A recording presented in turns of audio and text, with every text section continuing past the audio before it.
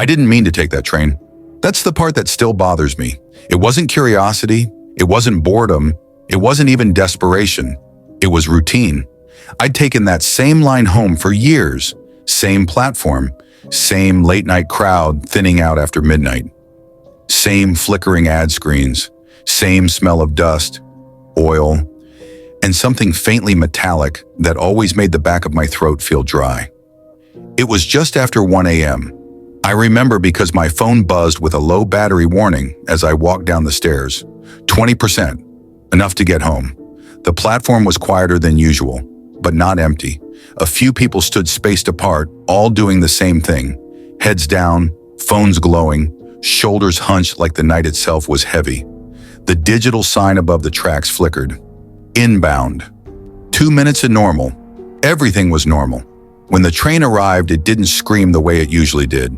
No high-pitched metal-on-metal shriek, just a low, tired rumble, like something coasting on momentum rather than power. The doors slid open. I stepped inside without thinking. That was my mistake. The car looked wrong, not broken, not vandalized, just old in a way I couldn't place. The seats were the older plastic kind, slightly yellowed, with scratches that didn't look like graffiti so much as wear, real wear, like decades of hands and coats and bags brushing past. The lighting was dimmer than usual, still on but not bright. A soft, sickly white that didn't quite reach the corners. There were people inside. That should have reassured me. It didn't. They sat perfectly still, not asleep, not slouched, not relaxed. Just sitting. A man across from me stared at the floor between his shoes. A woman near the door faced forward, hands folded neatly in her lap. A teenager leaned against a pole, eyes unfocused, like he was looking through the far wall of the car. No one looked at their phone. No one looked at anyone else. The doors closed with a soft hiss. The train moved. I found a seat and sat down. The air felt stale, not hot, not cold, just used, like it had been breathed too many times and never replaced. We passed the first station. I noticed because the doors didn't open. The lights on the platform slid by outside the windows, fast and blurred. I frowned, checking the route map above the doors. The lights were on, but the map didn't update. The little red dot that usually jumped from stop to stop stayed frozen. I told myself it was a glitch. Everything glitches at night. We passed the second station. Again, no doors, no announcement, no slowing. That's when I started to feel it. That tightness in the chest that comes before panic, when your body notices something your brain hasn't fully accepted yet. I pulled out my phone. No signal. That wasn't unusual underground, but the clock at the top of the screen caught my eye. 1:17 a.m. It had been 1:12 when I got on. 5 minutes had passed. We should have stopped at least once. I stood up and walked toward the doors at the end of the car. The floor vibrated under my shoes, steady and smooth, like we were moving through an endless tunnel. I pressed the intercom button near the door. Nothing. No click. No buzz. No response. I tried again. Still nothing. "Hey," I said, my voice sounding too loud in the quiet car. "Does anyone know what's going on?" No one reacted. Not a head turn, not a blink. I looked closer. Their faces weren't blank. They were calm. Too calm. The woman near the door was breathing slowly, evenly, like she was meditating. The man across from me hadn't moved his feet at all. The teenager's grip on the pole was loose, almost lazy. They looked resigned, like they'd accepted something I hadn't yet understood. I felt a chill crawl up my arms. "Excuse me," I said, louder now, stepping toward the woman. "Do you know where we are?" She didn't look at me. Her eyes stayed forward. Her lips moved, just barely. I leaned closer. She whispered so softly I almost missed it. "Don't knock." My stomach dropped. "Don't knock on what?" I asked. She said nothing else. I stepped back.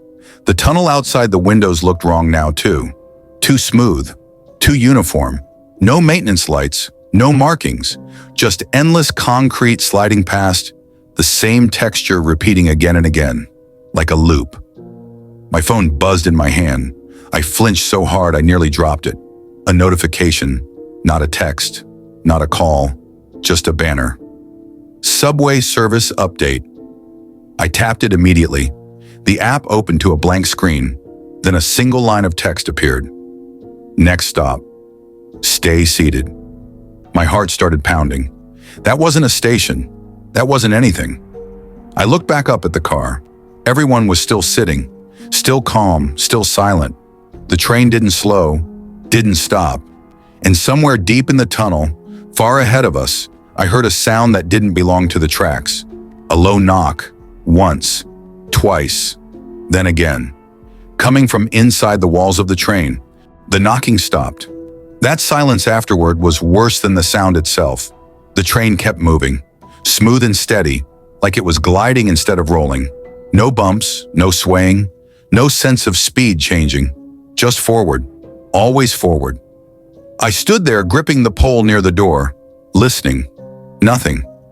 No announcements, no brakes, no tunnel noise changing, just the low hum of motion. I looked around again. No one had reacted to the knocking. Not even a flinch. The woman near the door still sat with her hands folded. The man across from me still stared at the floor. The teenager still leaned on the pole, eyes empty. That's when I noticed something small but wrong. They weren't blinking. Not one of them. I watched closely, counting seconds in my head. 5, 10, 15. Nothing. My mouth felt dry. Okay, I muttered to myself. Okay. I moved to the next car. The door between cars was unlocked. That surprised me. Most of the time they're sealed late at night. I pushed it open. The next car was worse. It was emptier. Only 3 people inside. All standing, all facing the doors. Their backs to me. They stood too close to the doors, toes almost touching the yellow strip on the floor, like they were waiting for something that never came. I took a step inside. The door slid shut behind me with a soft click. Immediately, the knocking started again. This time closer. It came from the ceiling, directly above the standing passengers. Knock, knock, knock, slow, deliberate. One of the standing figures spoke without turning around. "Don't answer it," he said. His voice sounded dry, like he hadn't used it in a long time. "Answer what?" I asked. "The sound," he replied. "It thinks knocking is polite." My heart hammered so hard I could feel it in my ears. "What is it?" I asked. No one answered. The knocking moved. It traveled along the ceiling, following the length of the car, passing directly over me. I felt it then. Pressure. Not physical weight, more like the air itself pressing inward, squeezing the space smaller, tighter. I stumbled back into the previous car. The door closed. The knocking stopped instantly. I leaned against the wall, breathing hard. That's when the teenager finally looked at me. His eyes focused for the first time. "You stood up," he said quietly. "Yes," I replied. "I want to get off." He shook his head slowly. "That's not how it works anymore." My phone buzzed again. Another notification, same app. Rule update. I didn't want to open it. I did anyway. 3 bullet points appeared on the screen. Do not stand when the doors are closed. Do not knock back. Do not try to leave before you are invited. Invited. My hands were shaking now. "Invited by who?" I asked. The man across from me finally lifted his head. His eyes were bloodshot, ringed dark like he hadn't slept in days. "The train," he said, "or whatever's pretending to be it." I swallowed. "How long have you been here?" He thought for a moment. "I got on in winter," he said. It was June. The woman by the door spoke again, still not looking at me. "I missed my stop," she said. "Just once." "What happened?" I asked. She paused and then said, "I stood up." The lights flickered, just once, long enough for the car to dip into darkness. When the lights came back on, the seats were different, more worn, cracked, older. The advertisements above the windows had changed too. Gone were the modern posters. In their place were faded ads with outdated fonts, grainy photos, phone numbers without area codes. I felt sick. "This train is going backward," I whispered. The man nodded. "Not in space," he said. "In time." The teenager tightened his grip on the pole. It picks people who won't be missed right away, he added. Late nights, low battery, no one watching.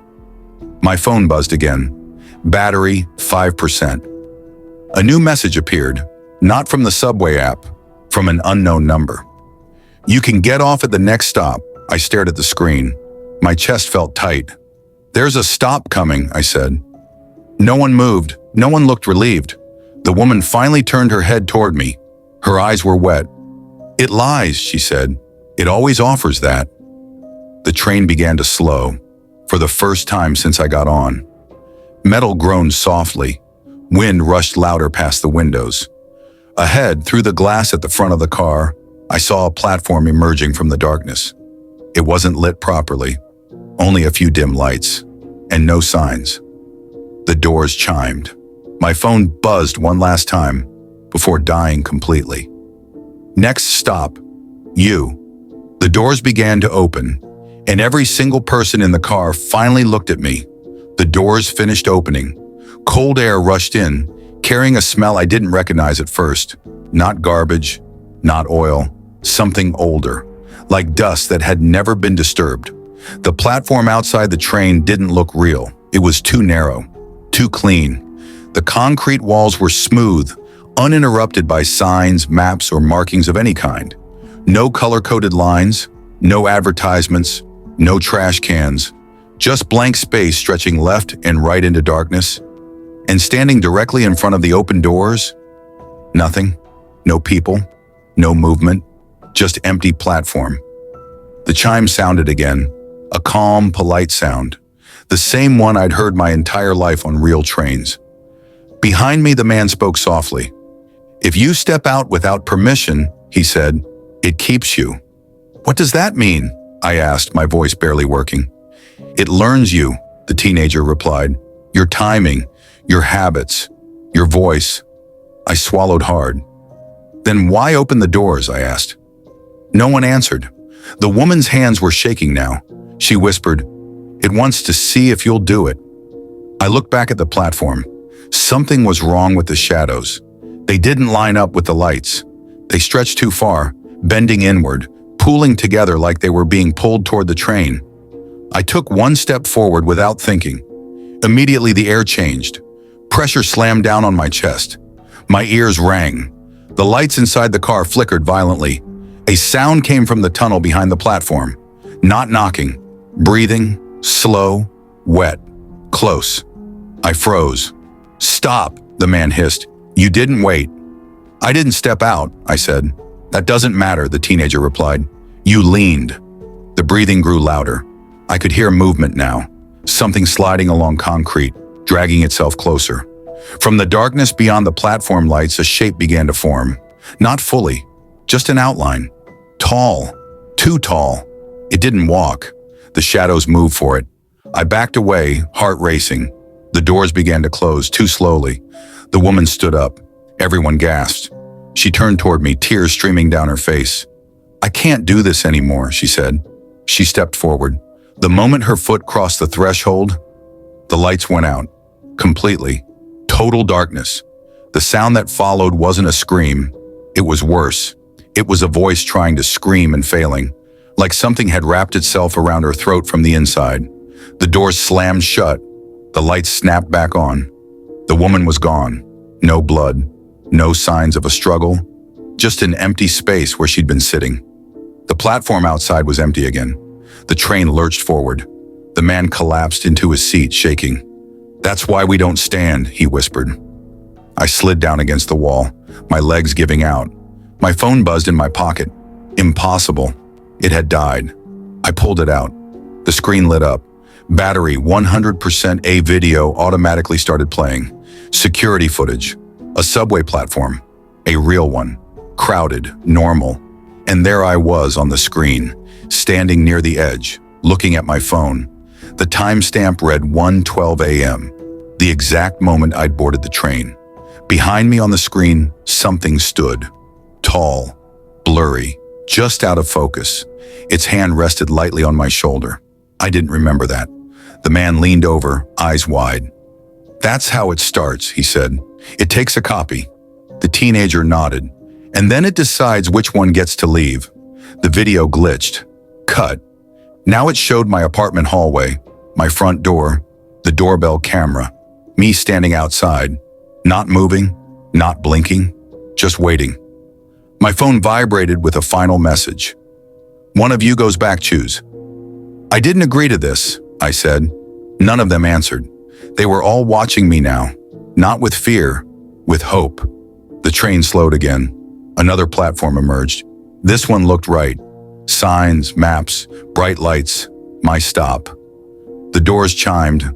My phone buzzed. Invitation accepted. Go, the teenager whispered, before it changes its mind. What about you? I asked. He didn't answer. The doors opened. I ran. The moment my foot hit the platform, the train screamed. The sound tore through my head like metal ripping apart. The doors slammed shut behind me. The train shot forward into the tunnel, lights flickering wildly. Then it was gone. The platform was full. People walked past me annoyed, tired, normal. No one looked at me. I stood there shaking until my legs stopped working. I woke up in my apartment, morning light through the window, my phone on the nightstand. No missed calls, no strange apps, no videos. I laughed, I cried. I told myself it was stress, a dream, until my doorbell rang. I checked the camera. The hallway was empty, but the timestamp read 1:12 a.m., and for just a second, before the feed cut, I saw myself standing there, smiling, waiting. So tell me something. If you ever miss your stop late at night, do you remember getting off? Or do you just remember waking up? Because the train is still running, and it's very patient.